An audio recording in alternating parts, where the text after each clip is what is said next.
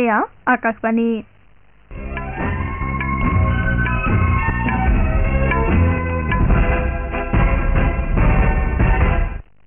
বাতৰি পঢ়িছো ঋতুপৰ্ণা বৰাই। এতিয়া প্ৰধান বাতৰিসমূহ হ'ল দুদিনীয়া ভ্ৰমণসূচীৰে উত্তৰাখণ্ডলৈ যোৱা ৰাষ্ট্ৰপতি শ্ৰীমতী দ্ৰৌপদী মুৰ্মুৱে আজি ডেৰাডুনৰ বন গৱেষণা প্ৰতিষ্ঠানত ভাৰতীয় বন সেৱাৰ প্ৰশিক্ষণৰত বিষয়াসকলৰ সমাৱৰ্তন সমাৰোহত ভাষণ দিয়ে। লোকসভা নিৰ্বাচনৰ দ্বিতীয় পৰ্যায়ৰ প্ৰচাৰ অভিযানৰ আজি বিয়লি 5 বজাত সামৰণি পৰিব। এইটো পৰ্যায়ৰ বাবে ভিন ভিন দলৰ প্ৰাৰ্থীসকলৰ প্ৰচাৰ অভিযান তীব্ৰতৰ হৈ উঠিছে। অৰুণাচল প্ৰদেশৰ 4টা বিধানসভা সমষ্টিৰ 8টা ভোটগ্ৰহণ কেন্দ্ৰত বিধানসভা আৰু লোকসভা নিৰ্বাচনৰ ভোটগ্ৰহণ চলি আছে।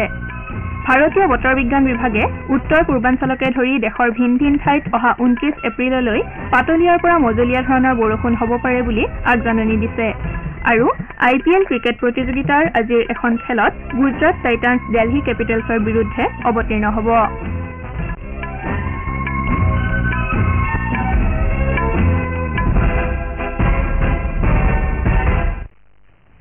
দুদিনীয়া ভ্ৰমণসূচীৰে উত্তৰাখণ্ডলৈ যোৱা ৰাষ্ট্ৰপতি শ্ৰীমতী দ্ৰৌপদী মুৰ্মুৱে ডেৰাডুনৰ বন গৱেষণা প্ৰতিষ্ঠানত ভাৰতীয় বন সেৱাৰ প্ৰশিক্ষণৰত বিষয়াসকলৰ সমাৱৰ্তন সমাৰোহত ভাষণ দিছে। সমাৰোহত ইন্দিৰা গান্ধী ৰাষ্ট্ৰীয় বন একাডেমীৰ 99 গৰাকী প্ৰশিক্ষণৰত বিষয়াৰ লগতে ভূটানৰ 2 গৰাকী প্ৰশিক্ষণৰত বিষয়াই একাডেমীৰ 2022-24 বৰ্ষৰ পাঠ্যক্ৰমৰ বাবে স্নাতক ডিগ্ৰী লাভ কৰে। ইয়াৰ ভিতৰত মধ্যপ্ৰদেশৰ সৰ্বাধিক 15 গৰাকী বিষয়া থকাৰ বিপৰীতে উত্তৰাখণ্ডৰ 3 গৰাকী বিষয়া আছে। লোকসভা নিৰ্বাচনৰ দ্বিতীয় পৰ্যায়ৰ প্ৰচাৰ অভিযানৰ আজি সামৰণি পৰিব। সেই অনুসৰি আজি বিয়লি 5 বজাত প্ৰাৰ্থীসকলে নিৰ্বাচনী প্ৰচাৰ সমাপ্ত কৰিব লাগিব। আজি বিয়লি 5 বজাৰ পৰা কোনো লোকে নিৰ্বাচনী প্ৰচাৰ সম্পৰ্কীয় সভা শোভাযাত্ৰা আদি অনুষ্ঠিত কৰিব নোৱাৰিব বা কোনো জনসমাগমৰ মাজত প্ৰচাৰ চলাব নোৱাৰিব। এইটো পৰ্যায়ৰ বাবে বিভিন্ন ৰাজনৈতিক দলৰ নেতাসকলে ভোটদাতাসকলৰ মন জয় কৰাৰ উদ্দেশ্যে দেশৰ বিভিন্ন প্ৰান্তত একাধিক ৰোড শ্ব'ত ভাগ লোৱা পৰিলক্ষিত হৈছে। এই পৰ্যায়ত পৰহিলৈ 13খন ৰাজ্য আৰু কেন্দ্ৰীয় শাসিত অঞ্চলৰ 89টা সমষ্টিত ভোটগ্ৰহণ কৰা হ'ব। এই পৰ্যায়ত অসমৰ দৰং ওদালগুৰি, ডিফু, কৰিমগঞ্জ, শিলচৰ আৰু নগাঁও লোকসভা সমষ্টিতো ভোটদাতাসকলে ভোটাধিকাৰ সাব্যস্ত কৰিব। এই সমষ্টিসমূহত 77 লাখৰো অধিক সংখ্যক ভোটদাতাই মুঠ 61 গৰাকী প্ৰাৰ্থীৰ ৰাজনৈতিক ভাগ্য নিৰ্ণয় কৰিব। আজি প্ৰচাৰ অভিযানৰ অন্তিম দিন হোৱাৰ পৰিপ্ৰেক্ষিতত বিভিন্ন ৰাজনৈতিক দলৰ নেতাসকলে ভোটদাতাসকলৰ মন জয় কৰাৰ উদ্দেশ্যে ঠায়ে ঠায়ে ৰাজনৈতিক সভাত ভাগ লোৱা পৰিলক্ষিত হৈছে। জ্যেষ্ঠ বিজেপি নেতা তথা প্ৰধানমন্ত্ৰী নৰেন্দ্ৰ মোদীয়ে আজি ছত্তীশগড়ৰ সুৰগুজা লোকসভা সমষ্টিৰ অন্তৰ্গত অম্বিকাপুৰত আয়োজিত এখন নিৰ্বাচনী প্ৰচাৰ সভাত ভাষণ দি কয় যে কংগ্ৰেছ দলে অনুসূচিত জনজাতি আৰু অনুসূচিত জাতিৰ বাবে সংৰক্ষণৰ ব্যৱস্থা হ্ৰাস কৰি ধৰ্মৰ ভিত্তিত সংৰক্ষণৰ পোষকতা কৰি আহিছে। সংবিধান পৰিৱৰ্তনৰ জৰিয়তে দলটোৱে এনে শ্ৰেণীসমূহৰ অধিকাৰসমূহ নিজৰ ভোট বেংকলৈ পৰিৱৰ্তনৰ চেষ্টা কৰা বুলি অভিযোগ কৰি শ্ৰীমোদীয়ে কয় যে ভাৰতবৰ্ষক শক্তিশালী তথা আত্মনিৰ্ভৰশীল কৰি তুলিবলৈ নিবিচৰা পক্ষসমূহে বিৰোধী ঐক্যমঞ্চৰ জৰিয়তে কেন্দ্ৰত এখন দুৰ্বল চৰকাৰ গঠন কৰিবলৈ বিচাৰে। বিজেপি চৰকাৰে সন্ত্ৰাসবাদ আৰু নক্সালবাদৰ বিৰুদ্ধে কঠোৰ ব্যৱস্থা গ্ৰহণ কৰাৰ বিপৰীতে কংগ্ৰেছ দলে হিংসা বিয়পোৱা শক্তিসমূহক সমৰ্থন কৰা বুলিও তেওঁ অভিযোগ কৰে। প্ৰধানমন্ত্ৰী নৰেন্দ্ৰ মোদীয়ে আজি ছত্তীশগড়ৰ মধ্যপ্ৰদেশৰ সাগৰ আৰু হাৰডাত আয়োজিত একোখন নিৰ্বাচনী সভাত ভাগ লোৱাৰ লগতে ভূপালত ৰোড শ্ব'ত অংশগ্ৰহণ কৰিব। একেদৰে ৰাজ্যখনৰ কংগ্ৰেছ সভাপতি জিতু পাটোৱাৰী, প্ৰাক্তন কেন্দ্ৰীয় মন্ত্ৰী অৰুণ যাদৱ আৰু সাংসদ বিবেক টংখাই আজি ভূপালৰ চাবুৱা আৰু ধাৰ সংসদীয় সমষ্টিত প্ৰচাৰ অভিযানত ভাগ ল'ব। ৰাজ্যখনৰ কংগ্ৰেছ প্ৰাৰ্থীসকলৰ হৈ ছাত্ৰ সংগঠন NSUIৰ নেতৃত্বই প্ৰচাৰ চলোৱাৰ লগতে BSP আৰু নিৰ্দলীয় প্ৰাৰ্থীসকলেও ৰাজ্যখনত প্ৰচাৰ অভিযান তীব্ৰতৰ কৰি তোলা বুলি আকাশবাণী ভূপালৰ সংবাদদাতাই জানিবলৈ দিছে। ইপিনে কেন্দ্ৰীয় গৃহমন্ত্ৰী অমিত শ্বাহে আজি কেৰালাত নিৰ্বাচনী প্ৰচাৰ অভিযানত অংশগ্ৰহণ কৰে। একেদৰে কংগ্ৰেছ নেত্ৰী প্ৰিয়ংকা গান্ধীয়েও আজি ৰাজ্যখনত আয়োজিত কেইবাখনো নিৰ্বাচনী প্ৰচাৰ সমাৱেশত ভাগ ল'ব। কংগ্ৰেছ দলৰ সভাপতি মল্লিকাৰ্জুন খাৰ্গে অহা 27 এপ্ৰিলত বৰপেটাত দলীয় প্ৰাৰ্থীৰ হৈ নিৰ্বাচনী প্ৰচাৰ সভাত অংশগ্ৰহণ কৰিব। নেতাগৰাকীয়ে গুৱাহাটীত আয়োজিত এখন সংবাদমেলতো ভাষণ দিব বুলি প্ৰদেশ কংগ্ৰেছৰ সভাপতি ভূপেন কুমাৰ বৰাই জানিবলৈ দিছে। দ্বিতীয় পৰ্যায়ৰ নিৰ্বাচনৰ প্ৰচাৰ অভিযানৰ সামৰণি পৰিবলৈ কেইঘণ্টামান বাকী থকা অৱস্থাত অসমতো সকলো ৰাজনৈতিক দলৰ শীৰ্ষ নেতাসকলে ভোটদাতাক প্ৰভাৱিত কৰাৰ বাবে পাৰ্যমানে চেষ্টা চলোৱা পৰিলক্ষিত হৈছে। বিজেপিৰ নেতা তথা মুখ্যমন্ত্ৰী ডক্টৰ হিমন্ত বিশ্ব শৰ্মাই আজি দলগাঁৱত দলীয় প্ৰাৰ্থীৰ হৈ নিৰ্বাচনী প্ৰচাৰ সমাৱেশত অংশগ্ৰহণ কৰে। সভাত ভাষণ দি তেওঁ কয় যে অসম চৰকাৰে চলিত বছৰত নতুনকৈ 50,000 যুৱক যুৱতীক নিযুক্তি প্ৰদান কৰিব। আনহাতে প্ৰদেশ কংগ্ৰেছৰ সভাপতি ভূপেন কুমাৰ বৰাই আজি নগাঁৱত অনুষ্ঠিত এখন নিৰ্বাচনী প্ৰচাৰ সভাত ভাষণ দিয়ে।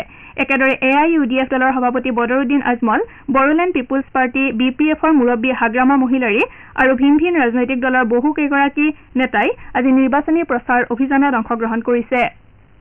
বিজেপি নেতা তথা মুখ্যমন্ত্ৰী ডক্টৰ হিমন্ত বিশ্ব শৰ্মাই কালি নগাঁও জিলাৰ জুৰিয়াত দলৰ প্ৰাৰ্থী সুৰেশ বৰাৰ হৈ নিৰ্বাচনী প্ৰচাৰ সভাত অংশ লয়।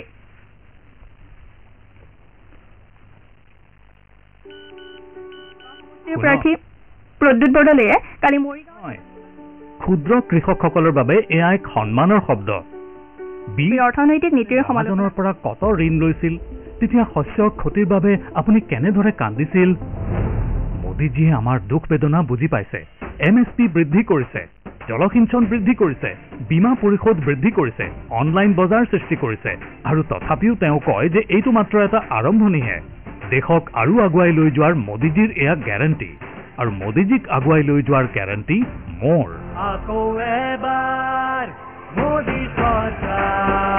পদুম ফুলৰ চিহ্নত ভোট দিয়ক, বিজেপিক জয়যুক্ত কৰক।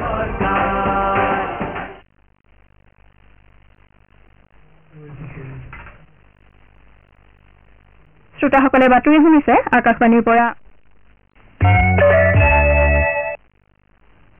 প্ৰধানমন্ত্ৰী নৰেন্দ্ৰ মোদীয়ে পঞ্চায়তী ৰাজ দিৱস উপলক্ষে দেশবাসীলৈ শুভেচ্ছা জ্ঞাপন কৰিছে। সামাজিক মাধ্যমৰ জৰিয়তে দিয়া এটা বাৰ্তাত প্ৰধানমন্ত্ৰীগৰাকীয়ে গ্ৰাম্য ভাৰতবৰ্ষৰ সংস্কাৰ সাধনৰ লগতে জনসাধাৰণৰ জীৱন ধাৰণৰ মান উন্নত হৈ উঠাটো নিশ্চিত কৰাৰ হকে তৃণমূল পৰ্যায়ত কাম কৰি থকা সকলো লোকৰেই শলাগ লয়। তেওঁ লগতে কয় যে চৰকাৰে পঞ্চায়তী ৰাজ প্ৰতিষ্ঠানসমূহক শক্তিশালী কৰি তোলাৰ লগতে জনসাধাৰণৰ সপোনক দেউকা মেলি উৰিবলৈ দিয়াৰ প্ৰচেষ্টা অব্যাহত ৰাখিব। অৰুণাচল প্ৰদেশৰ 4টা বিধানসভা সমষ্টিৰ 8টা ভোটগ্ৰহণ কেন্দ্ৰত বিধানসভা আৰু লোকসভা নিৰ্বাচনৰ ভোটগ্ৰহণ চলি আছে। বিয়লি 2 বজাত ভোটগ্ৰহণৰ সামৰণি পৰিব। এই ভোটকেন্দ্ৰকেইটাত যোৱা 19 এপ্ৰিলত বিধানসভা আৰু লোকসভা নিৰ্বাচনৰ ভোটগ্ৰহণ অনুষ্ঠিত হৈছিল যদিও নিৰ্বাচন আয়োগে পুনৰ ভোটগ্ৰহণৰ নিৰ্দেশ দিয়ে। বামেং আৰু নিয়াপিং বিধানসভা সমষ্টিৰ এটাকৈ ভোটগ্ৰহণ কেন্দ্ৰ, লুংগং সমষ্টিৰ 2টা আৰু নাচো বিধানসভা সমষ্টিৰ 4টা কেন্দ্ৰত পুনৰ ভোটগ্ৰহণ অনুষ্ঠিত হৈছে। ভোটগ্ৰহণ সম্পন্ন হোৱাৰ পাছত আজিয়েই এই কেন্দ্ৰকেইটাত 17A প্ৰপত্ৰ পৰীক্ষা কৰা হ'ব। অসমত লোকসভা নিৰ্বাচনৰ তৃতীয় পৰ্যায়ত মুঠ 47 গৰাকী প্ৰাৰ্থীয়ে প্ৰতিদ্বন্দ্বিতা কৰিব। এই পৰ্যায়ত 4খন আসনৰ বাবে নিৰ্বাচন অনুষ্ঠিত হ'ব। কালি 5 গৰাকী প্ৰাৰ্থীয়ে মনোনয়ন পত্ৰ প্ৰত্যাহাৰ কৰে। মনোনয়ন পত্ৰ প্ৰত্যাহাৰৰ অন্তত কোকৰাঝাৰ সংসদীয় সমষ্টিৰ পৰা 12 গৰাকী, বৰপেটাৰ পৰা 14 গৰাকী, ধুবুৰীৰ পৰা 13 গৰাকী আৰু গুৱাহাটীৰ পৰা মুঠ 8 গৰাকী প্ৰাৰ্থীয়ে নিৰ্বাচনত প্ৰতিদ্বন্দ্বিতা কৰিব। ভাৰতীয় বতৰ বিজ্ঞান বিভাগে অহা 29 এপ্ৰিললৈকে উত্তৰ পূব ভাৰতত পাতলীয়াৰ পৰা মজলীয়া বৰষুণ হ'ব পাৰে বুলি আগলি বতৰা দিছে। বিভাগটোৱে অহা 2-3 দিনত পশ্চিমবংগ, উৰিষ্যা আৰু ছিকিমত বৰষুণ দিব পাৰে বুলি পূৰ্বাভাস প্ৰকাশ কৰিছে। মধ্য মহাৰাষ্ট্ৰ, মাৰাঠৱাড়া আৰু দক্ষিণ ভাৰতৰ কেইবাটাও অঞ্চলত বৰষুণ, ধুমুহা আৰু বজ্ৰপাতৰ সম্ভাৱনা আছে বুলি জনাইছে। গ্ৰীষ্মৰ প্ৰভাৱৰ কথা উল্লেখ কৰি বতৰ বিজ্ঞান বিভাগৰ তৰফৰ পৰা জনোৱা অনুসৰি পশ্চিমবংগ, উৰিষ্যা, কৰ্ণাটক, ৰায়ালসীমা, ছিকিম, তামিলনাডু, ঝাৰখণ্ড, বিহাৰ, তেলেংগানা, পূব উত্তৰ প্ৰদেশ, অন্ধ্ৰপ্ৰদেশ আৰু য়ানামৰ কিছু অংশত গ্ৰীষ্ম প্ৰৱাহৰ সম্ভাৱনা আছে। ইফালে কালি হোৱা পাতল বৰষুণ আৰু বতাহৰ বাবে দিল্লীৰ বিভিন্ন প্ৰান্তত বতৰ অনুকূল নহয় বুলি বতৰ বিজ্ঞান বিভাগে জনাইছে। প্ৰতিকূল বতৰৰ বাবে কালি দিল্লীৰ ইন্দিৰা গান্ধী আন্তঃৰাষ্ট্ৰীয় বিমানবন্দৰৰ পৰা 15খন বিমানৰ পথ পৰিৱৰ্তন কৰা হয়। এই বিমানসমূহৰ ভিতৰত 9খন বিমান জয়পুৰলৈ, 2খনকৈ অমৃতসৰ আৰু লক্ষ্ণৌলৈ, 1খনকৈ মুম্বাই আৰু চণ্ডীগড়লৈ পঠিওৱা হৈছে। তীব্ৰ গৰমৰ পৰিপ্ৰেক্ষিতত ত্ৰিপুৰা ৰাজ্য চৰকাৰে অহা 4 দিনৰ বাবে সকলো বিদ্যালয় বন্ধ ঘোষণা কৰিছে। শিক্ষা বিভাগৰ সচিবে প্ৰেছ বিজ্ঞপ্তিযোগে ৰাজ্যখনৰ সকলো চৰকাৰী সাহায্যপ্ৰাপ্ত আৰু ব্যক্তিগত খণ্ডৰ বিদ্যালয়সমূহ আজিৰে পৰা 27 এপ্ৰিললৈ বন্ধ ৰাখিবলৈ নিৰ্দেশ দিছে। ৰাজ্যখনৰ স্বাস্থ্য বিভাগে জনসাধাৰণক ৰ'দৰ পৰা আঁতৰি থাকিবলৈ দিছে। জিলা প্ৰশাসনসমূহক জৰুৰীকালীন সেৱা কেন্দ্ৰ সক্ৰিয় কৰি ৰাখিবলৈ আৰু সকলো অঞ্চললৈ নিৰবিচ্ছিন্নভাৱে বিদ্যুৎ যোগান নিশ্চিত কৰিবলৈ নিৰ্দেশ দিয়া হৈছে। IPL ক্ৰিকেট প্ৰতিযোগিতাত আজি দিল্লীৰ অৰুণ জেটলী ষ্টেডিয়ামত হ'বলগীয়া এখন খেলত গুজৰাট টাইটান্ছ আৰু দিল্লী কেপিটেলছ পৰস্পৰ মুখামুখি হ'ব। খেলখন সন্ধিয়া 7:30 বজাত আৰম্ভ হ'ব। বাতৰি শেষ কৰাৰ পূৰ্বে প্ৰধান বাতৰি কেইটামান আকৌ এবাৰ। দুদিনীয়া ভ্ৰমণসূচীৰে উত্তৰাখণ্ডলৈ যোৱা ৰাষ্ট্ৰপতি শ্ৰীমতী দ্ৰৌপদী মুৰ্মুৱে আজি ডেৰাডুনৰ বন গৱেষণা প্ৰতিষ্ঠানত ভাৰতীয় বন সেৱাৰ প্ৰশিক্ষণৰত বিষয়াসকলৰ সমাৱৰ্তন সমাৰোহত ভাষণ দিয়ে। লোকসভা নিৰ্বাচনৰ দ্বিতীয় পৰ্যায়ৰ প্ৰচাৰ অভিযানৰ আজি বিয়লি 5 বজাত সামৰণি পৰিব। এইটো পৰ্যায়ৰ বাবে ভিন ভিন দলৰ প্ৰাৰ্থীসকলৰ প্ৰচাৰ অভিযান তীব্ৰতৰ হৈ উঠিছে। অৰুণাচল প্ৰদেশৰ 4টা বিধানসভা সমষ্টিৰ 8টা ভোটগ্ৰহণ কেন্দ্ৰত বিধানসভা আৰু লোকসভা নিৰ্বাচনৰ ভোটগ্ৰহণ চলি আছে। আৰু IPL ক্ৰিকেট প্ৰতিযোগিতাৰ আজিৰ এখন খেলত গুজৰাট টাইটান্ছ দিল্লী কেপিটেলছৰ বিৰুদ্ধে অৱতীৰ্ণ হ'ব। আমাৰ এতিয়াৰ বাতৰিৰ ইমানতে অন্ত পৰিল।